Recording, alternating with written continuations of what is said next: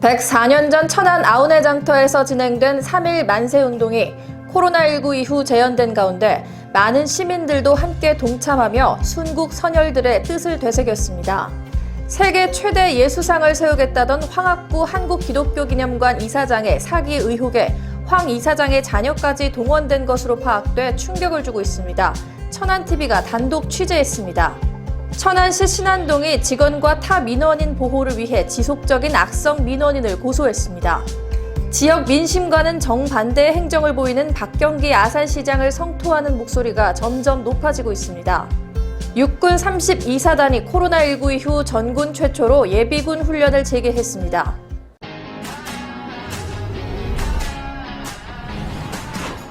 가능성을 본다는 건 내 꿈에 힘을 더하는 것. 이곳에선 누구나 새로운 날을 발견하고 더 큰 미래를 꿈꾸고 끊임없이 도전하고 우리의 가슴 벅찬 상상이 현실이 되도록 내 꿈의 시너지가 되는 대학. 백석대학교. 안녕하십니까. 아나운서 신소영입니다. 천안TV 주간 종합뉴스 시작하겠습니다. 104년 전인 1919년 3월 1일 천안 아우네 장터에서는 유관순 열사와 김구웅 선생을 주축으로 한 많은 주민들이 나와 대한독립 만세를 외쳤던 날입니다. 유관순 열사의 고향인 천안시는 코로나19 이후 약 4년 만에 아우네 봉화제를 열어 3.1 운동의 의미를 되새겼고 민족의 얼이 살아 숨쉬는 독립기념관에서도 3.1절을 기념하기 위한 다채로운 행사가 열렸다고 하는데요. 최영민 기자가 현장을 다녀왔습니다.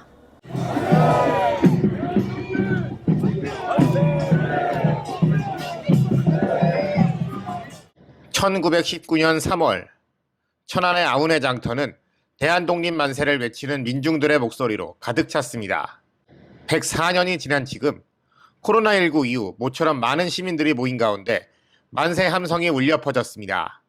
대형 태극기를 앞세운 만세 행렬은 유관순 사적지에서 병천 아우네 장터까지 이어지며 장관을 이뤘습니다. 코로나19 이후 약 4년 만에 열린 봉화제는 2천여 명의 시민들이 함께하며 그날의 목소리를 되살렸습니다. 코로나 팬데믹 상황 등 여러 가지 이유로 4년 만에 이번에 시민과 함께하는 매우 뜻깊은 봉화제가 되었습니다. 104년 전 매봉산에 피어오른 봉화처럼 정말 유관순 열사를 비롯한 애국 선열들의 숭고한 희생정신을 널리 알려서 애국 충절의 고장 독립기념관이 있는 천안의 이미지를 더욱 높여나가도록 하겠습니다. 104년 전 병천 매봉산에 올랐던 봉화를 시작으로 만세운동이 전개되자 일제는 19명의 무고한 목숨을 앗아가고 수많은 사람들이 옥고를 치렀습니다. 하지만 그 뜻은 지금까지도 이어져 오고 있습니다.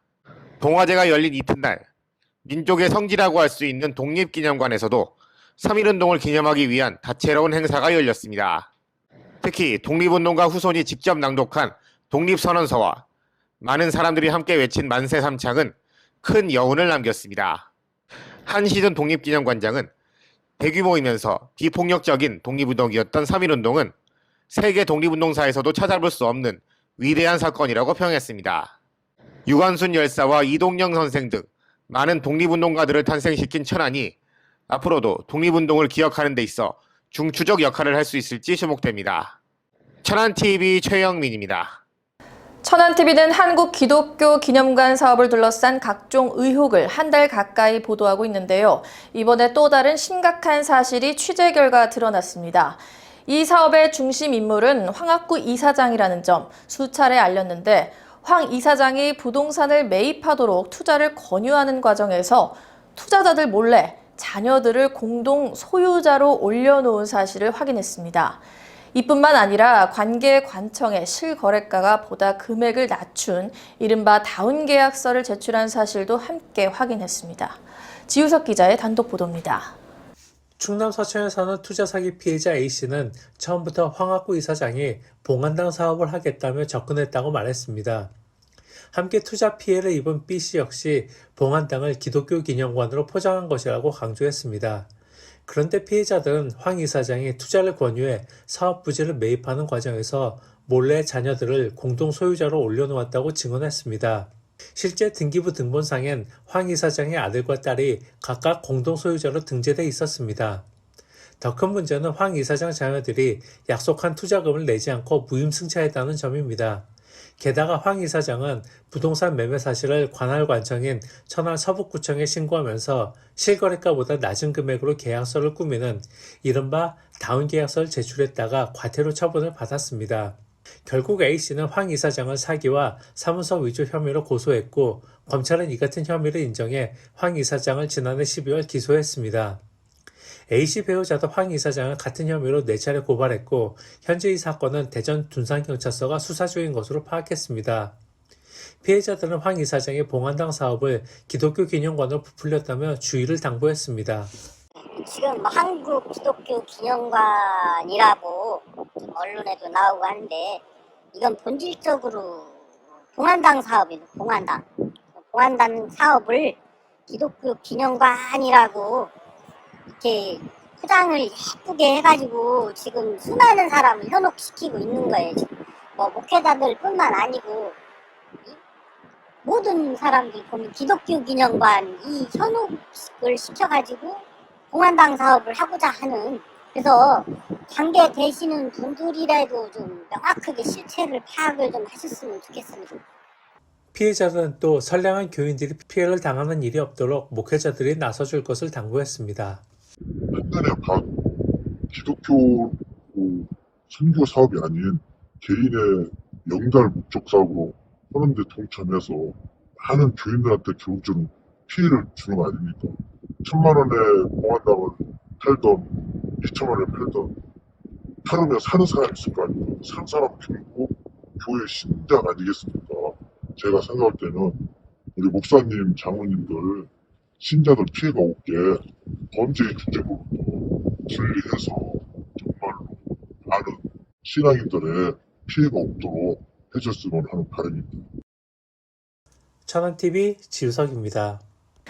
최근 천안시 신안동 행정복지센터에 한 악성 민원인이 방문했습니다. 이 민원인은 자신에게 부과된 주정차 과태료 처분에 불만을 품고 난동을 부렸다고 하는데요. 이에 신안동 행정복지센터도 이 악성 민원인을 경찰에 고소하는 등 칼을 빼들었다고 합니다. 어떻게 된 일인지 이현자 기자가 전해드립니다. 천안시 신안동이 행정복지센터에 자주 나타나는 악성 민원인으로 인해 골머리를 섞다가 결국 고소라는 카드를 꺼내 들었습니다. 70대 남성인 A씨는 지난 13일 오전 불법 주정차에 대한 과태료 청구에 불만을 품고 신안동 행정복지센터 동장실로 찾아와 당시 근무하던 직원들과 정근혁 동장 등을 상대로 소란을 피우기 시작했습니다. 더욱이 A씨는 정 동장에게 인신모독성 발언을 서슴지 않았고 화를 참지 모습을 보이며 물건을 집어 던지는 신용을 하는 등 위협적인 행동을 보였다고 신안동 관계자들은 전했습니다. A씨는 이날뿐만 아니라 지난해 연말부터 일주일에 2회 이상 방문해 소란을 피웠고 민원인들과 직원들에게 피해를 준 것으로 나타났습니다. 민원 업무차 행정복지센터를 찾은 시민들은 이번 사태에 대해 매우 안타까워했습니다. 신안동에 동사무소 민원을 보러 갔는데요. 이상한 사람이 막 소리를 지르고 직원들이 무서워하고 막 그러더라고요. 한두 번도 아니고 자주 와갖고 민원인이나 직원들을 겁을 준다든가 행패를 부리고 그러더라고요. 그래서 이런 일은 없었으면 좋겠어요. A씨를 경찰에 고소한 배경에 대해 정근혁 신안동장은 직원들과 민원인들을 보호하고자 하는 생각이 컸기 때문이라고 전했습니다. 이 직원들하고 이 좀 주민들이 민원인들이 너무 좀 힘들어가지고 도저히 뭐 감당할 수가 없는 분이라 일단은 경찰서에서 어떻게 하려나 모르겠지만 벌금이나 구속 뭐 그런 건 원하지 않고 경각심으로 개인의 불만을 타인에게 불편함을 주면서 저지르는 이 같은 행동에 대해 다시는 같은 일이 반복되지 않기를 시민들은 바라고 있습니다. 천안TV 이현자입니다. 천안시가 행정안전부 주관 2022년도 적극행정 종합평가 우수기관으로 선정됐습니다. 행정안전부는 적극행정 종합지표인 적극행정 활성화 노력, 적극행정 이행 성과 등 5대 항목 16개 세부 분야에 대해 엄정한 심사를 거쳐 243개의 지자체 중 73개 우수기관을 선정했습니다. 이 중 천안시는 조례를 개정해 면책 요건을 확대하고 의견 제시 제도 보완 등 제도 개선을 중점으로 추진했으며 적극행정위원회 설치 근거를 마련해 공무원의 의사결정을 지원하는 등 활성화를 지원했다는 평가를 받았습니다. 특히 17년 수건 사업이었던 천안형 환승 할인제 도입과 전국 최초 수어 공동 육아 나눔터 개소 등의 사례가 우수 사례로 평가받기도 했습니다. 천안시에서 운영하고 있는 수소 충전소의 충전 가격이 1kg당 9,900원으로 인상됐습니다. 시는 지난 1일부터 1kg당 기존 8,400원이었던 충전가를 인상할 것임을 밝혔으며 이는 최근 국제 유가 등 원자재 가격 상승과 수소 공급 시장 불안정으로 구매 원가가 전년 대비 50% 이상 상승해 충전소 운영 적자가 심했기 때문이라고 전했습니다. 시는 2021년 9월 운영 개시 이후 요금 인상을 최대한 억제하려 노력했지만 부득이하게 인상하게 됐다면서 시민들의 양해를 구했습니다.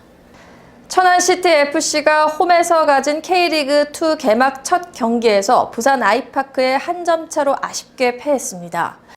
천안은 지난 1일 열린 경기에서 외국인 선수 모따가 팀의 프로 첫 골을 넣는 등 2골의 활약으로 분전했지만 노련함을 앞세운 부산 선수들이 경기 시작 10분 만에 2골을 득점하며 기세를 올리기 시작한 것을 따라잡지 못하며 결국 패배를 기록해야 했습니다.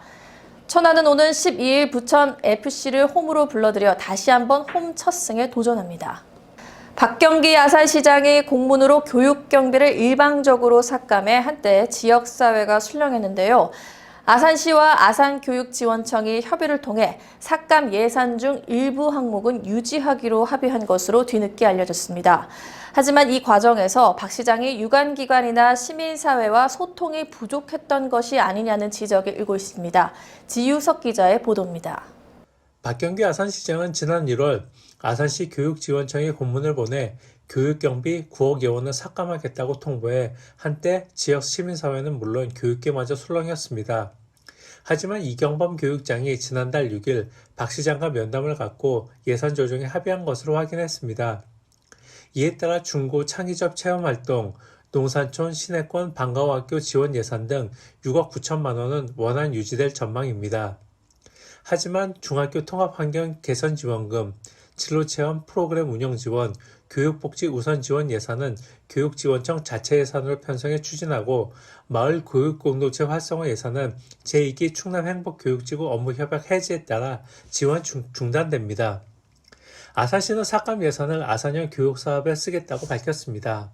그 부분은 다른 부분을 전용하는 게 아니고 시장님 말씀에 따르면 이제 아산형 교육사업이라고 해서 여기다가 투입할 계획인데 아직까지 세부 프로그램에 대한 사업 자체는 아직 확정이 안 됐어요.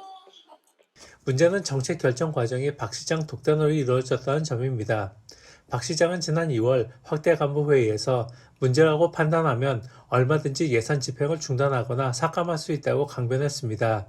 또 3월 첫 원래회의에선 옳은 길이라는 확고한 믿음이 있는 만큼 어떠한 비난도 감수할 것이라고 말했습니다. 박 시장은 민선 8기 임기를 시작하면서 첫 사업으로 아트밸리 순환버스를 운행했지만 이 순환버스는 4,300여만 원의 적자만 남기고 폐지됐습니다. 이렇게 시민 혈세를 낭비한 박 시장이 자의적인 판단만으로 예산안 집행을 중단할 수 있다고 강변하는 건 공직자로서 부적절하다는 지적을 피하기 어려워 보입니다. 천안TV 지우석입니다. 천안시가 법정 문화도시 3년차 사업에 대한 정부 평가에서 2년 연속 문화도시 조성사업 우수도시로 선정됐다고 하는데요. 자세한 내용 조인옥 기자가 전해드립니다. 천안시가 법정 문화도시 3년차 사업에 대한 정부 평가에서 2년 연속 문화도시 조성사업 우수도시로 선정됐습니다. 문화체육관광부는 총 18개 지방자치단체를 대상으로 2022년도 문화도시 조성사업 추진 실적을 평가해 천안시가 지난해에 이어 법정 문화도시 5곳 중 우수도시로 선정됐으며 국비 15억 원의 예산도 확보했습니다. 천안 문화시민 어워드를 공동 개최하면서 문화활동 범위를 확대하고 문화거점을 조성하는 문화브릿지와 공간 스위치 사업을 통해 시민의 자율적인 문화활동을 지원하면서 좋은 평가를 받았습니다. 천안시가 문화 대도시로 도약하기 위한 그런 하드웨어나 소프트웨어를 계속 이렇게 준비를 하고 있거든요. 근데 그런 것들이 이번 평가에서 잘 받아왔던 걸로 같아요. 여기에 문화창업, 문화독립, 크라우드 펀딩은 문화산업형 사업으로 교육 지원을 통해 수익 창출 및 투자 유치, 데모데이, 네트워킹데이 운영 등 문화창업 생태계 활성화에 기여해 타 지역과 차별화된 사업이라고 인정받았습니다. 천안TV 조인옥입니다. 육군 32사단이 코로나19 방역조치 완화 이후 전군 최초로 산하 4개 부대를 시작으로 예비군 훈련을 시작했다고 하는데요. 최영민 기자가 자세한 내용 전해드립니다. 충남 지역 지역방위사단인 육군 32사단이 코로나19 방역조치 완화 이후 전군 최초로 산하 4개 부대 5곳의 훈련장에서 예비군 훈련을 시작했습니다. 대전과 세종, 충남 지역 소집훈련 대상자 약 22만 명을 대상으로 실시된 이번 훈련은 개인이나 팀 단위 직책 수행 능력과 전술 및 작계 시행 능력, 숙달을 중심으로 진행됐습니다. 또한 MZ세대인 예비군들의 특성을 고려해 훈련 프로그램을 마련했다고 부대 관계자는 전했습니다. 사단 측은 또 코로나19 확진자 유입 방지를 위해 입소 시 건강 이상자나 희망자를 대상으로 신속 항원 검사를 실시했으며 식당에 설치된 칸막이는 유지시켰습니다. 마스크 착용도 실외에선 자율적 실시, 실내 훈련에선 강력 권고 조치를 시행하기도 했습니다. 천안TV 최영민입니다. 이정문 국회의원이 민간소통위원회가 주최하고 대한민국 정치지도자상 조직위가 주관하는 제1회 대한민국 정치지도자상 올해 입법상 수상자로 선정됐습니다. 이정문 의원은 제21대 총선 공약으로 제시했던 일하는 국회를 위한 이른바 국회 3법을 당선 직후 발의했고, 이 중 매월 임시회가 열리는 상시국회 도입을 골자로 한 국회법 개정안은 2020년 말 본회의를 통과했습니다. 이정문 의원은 일하는 국회 완성을 위해 나머지 2개 법안 통과에 주력하는 한편 내실 있고 능력 있는 국회를 만들기 위해 노력하겠다고 말했습니다. 행정을 뜻하는 영어 단어 administration의 어원은 존경하다란 뜻을 가진 admire입니다. 즉 행정은 서비스를 받는 주체인 시민에 대한 존경이 근본이라는 뜻입니다. 박경기 아산시장의 최근 행보가 잇따른 논란을 일으키고 있습니다. 직접적인 계기는 박 시장이 지난 1월 제2기 충남행복교육지구 업무협약을 해지하고 교육경비 예산을 일방 삭감하면서인데요. 아산 지역 14개 시민단체가 꾸린 아산시민사회단체 협의회는 당장 반발하고 나섰습니다. 여기에 아산시 의회도 의장단 면담을 추진한다는 방침을 밝혔고 충남교육청도 우려를 표시하고 나섰습니다. 일단 아산시 교육지원청 이경범 교육장과 박 시장이 면담을 갖고 삭감한 예산 9억여 원 중 6억 9천은 현행대로 유지하기로 합의했습니다. 박 시장은 논란의 와중에서 본인의 입장에서 한 발자국도 물러나지 않았습니다. 천안TV 취재 결과 박 시장은 업무협약 해지나 교육경비 삭감을 결정하면서 유관기관과 협의 없이 박 시장만의 독단으로 결정한 것으로 보입니다. 박 시장 스스로도 공개석상에서 일단 성립된 예산이라 할지라도 집행부에서 문제가 있다고 판단되면 예산 집행을 중단하거나 삭감할 수 있다며 자신의 입장을 강변했습니다. 여기서 한 발 더 나아가 지난 2일 열린 3월 원래회의에선 옳은 길이라는 확고한 믿음이 있는 만큼 어떠한 비난도 감수할 것이라며 다시 한번 마이웨이를 선언했습니다. 이 같은 행태에 대해 오랜 기간 지역 교육계에서 몸담았던 한 인사는 앞으로의 시정에 부담을 줄 것이라며 우려가 섞인 충고를 아끼지 않았습니다. 심지어 시의회, 여당 의원조차 소통 부재가 아쉽다는 심경을 털어놓았습니다. 앞서 언급했듯 행정의 근간은 시민을 존경하는 마음입니다. 박 시장이 눈에 보이는 실적에만 급급해 아산 시민의 존재를 무시하고 상위 지자체 장에 영합하는 건 아닌지 돌아보시기 바랍니다. 또 하나, 박 시장은 신년사에서 소통이 중요하다고 누구나 말했지만 진정한 소통이 무엇인지에 대한 경험도 논의도 없었던 것이 우리의 현실이라고 말했습니다. 혹시라도 진정한 소통의 경험과 논의가 필요한 당사자가 본인은 아닌지 성찰해 보았으면 하는 바람입니다. 뉴스 마칩니다. 시청해주신 여러분 고맙습니다.